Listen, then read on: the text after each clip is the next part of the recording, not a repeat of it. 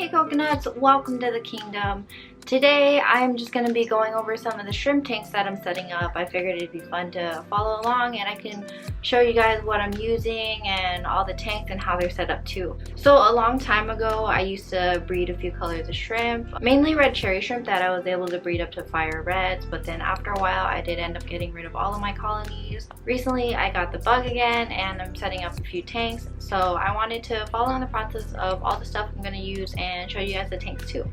I already have 2 tanks set up. The last one I saved so I can make the video about it, but for filtration on all 3 of them I'm using the filet mignon filter, which is just the Azu brand, and it's pretty much good for like any tanks that are nano. You can adjust the flow on them too, and this is how they look out of the box. It's fairly compact and it doesn't take up that much space either. So it comes with a sponge and then there's like a little charcoal insert. You can take out any of these if you want or add your own media. That's what I do. It also comes with the sponge to put over your intake, which if you're using a filter for shrimp tanks, you always want a sponge covering the intake unless you're running a sponge filter already, just so no baby shrimp gets sucked up. So for the inlet, it comes with 2 tubes that can extend maybe around like 6 to 7 inches if you wanted to. If you have a very small tank, which I'm using for the smaller shrimp tanks, I only use one of them so the intake doesn't go too far down. So the media that I have in the back is the Marine Pure Gems. It's like one of the better brands in terms of media, since it's very porous and it provides a lot of surface area for bacteria to grow on. So I threw some of those in the back compartment along with the media that the filter already came with. So I'm using the same substrate. It's specifically made for shrimp. It's the Up Aqua brand. It's called Shrimp Sand, and I already ran some of this into the tanks that I set up. Usually with my tanks I let the ammonia that leaches from aqua soil start the cycle. However, with this brand it does not leach ammonia, so I had to go ahead and buy some ammonia chloride, which is just pure ammonia that you can put in your tanks to start a fishless cycle. Alright, so I will show you guys the tanks that I already set up and then we'll get to setting up the last one. So this is the first tank that I've had running the longest, and then down here we're using the UNS 3Ns. This is the one I set up after that one, and then we're going to set that one up today. So for the bottom 2 tanks I did use a frosted background, which is just a peel and apply for those tanks. So like I said, for the 3N tanks they're a little bit shorter. I'm going to skip using the second tube and just put the inlet right on the one that it attaches to. So you can make it really short if your tank is smaller, or you can extend it if you have a larger tank. Then the sponge it comes with, I'm just going to use it for the inlet right here.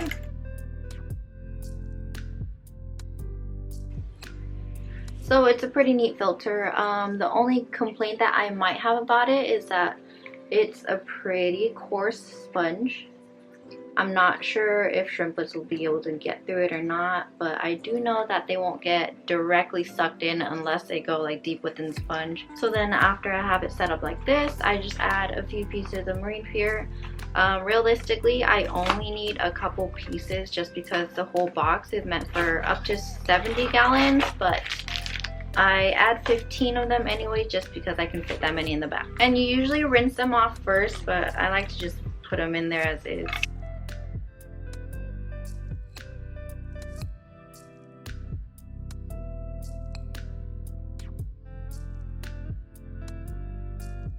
So if you were interested in the Marine Pure, this is what they look like up close. It's just a little gem. This is the gem box. They come in a lot of different sizes and shapes. They have larger ball-shaped ones as well as like full blocks, just depending on what you're using them for. So I was able to get enough media for all 3 tanks, and I still have a good amount left too. Okay. So that's basically what my filter setup looks like. If I wanted to, I could probably take out the carbon cartridge because we normally don't use carbon for planted tanks, but I'm just going to leave it in there anyways. It's not a large amount, so it shouldn't take up that much. And I don't plan on keeping them heavily planted or fertilizing the tanks either. So right here on these filters, you can also adjust the flow, and the last piece it comes with is this little stopper, which you put it on the bottom and you can turn it to angle it with your tank.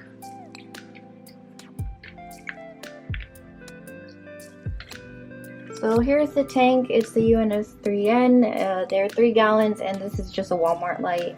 I've used them for a while before, and they grow plants perfectly fine in low tech. So the first thing I'm going to do is go ahead and put the filter in the back.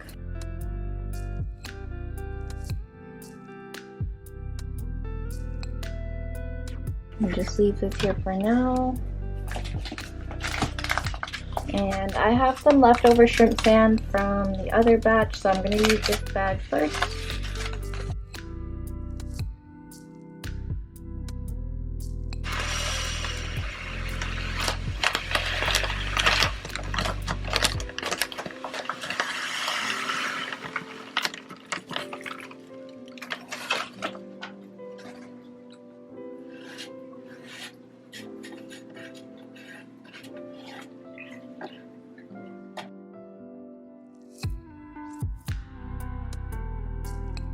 And I do want a thicker layer than that, so I'm going to add some of the next bag too. Generally, you don't really need a thick layer of substrate for shrimp, but I want to do plants in here too, so I'm going to add more so the roots can hold on better.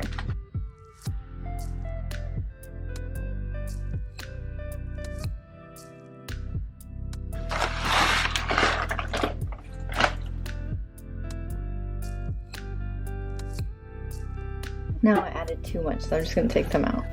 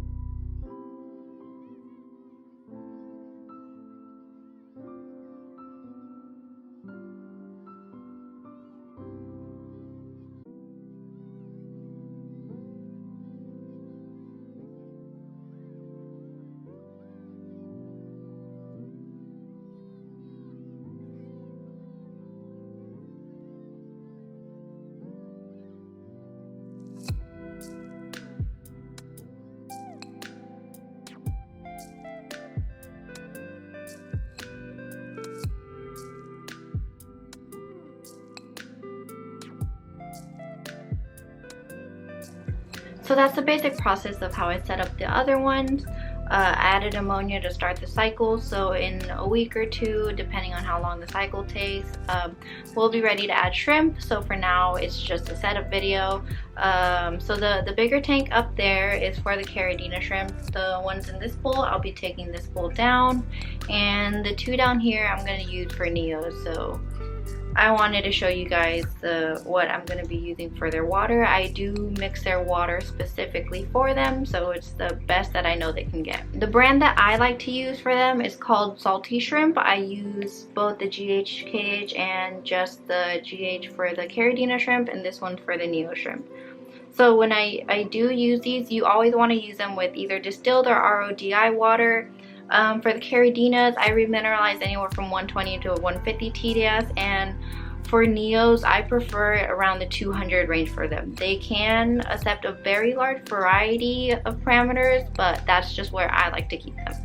That's going to complete today's video. It's just the process of setting up the shrimp tank. I'm going to plant them in the meantime while it cycles.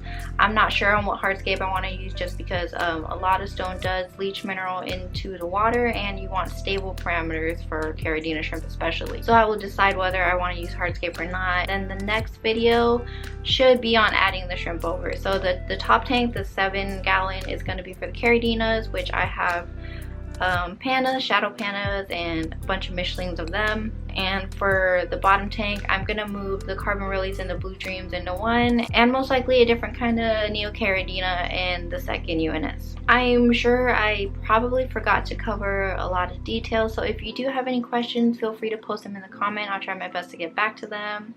Other than that, that's gonna be a close to this video. I hope everyone has a great day. Bye everyone.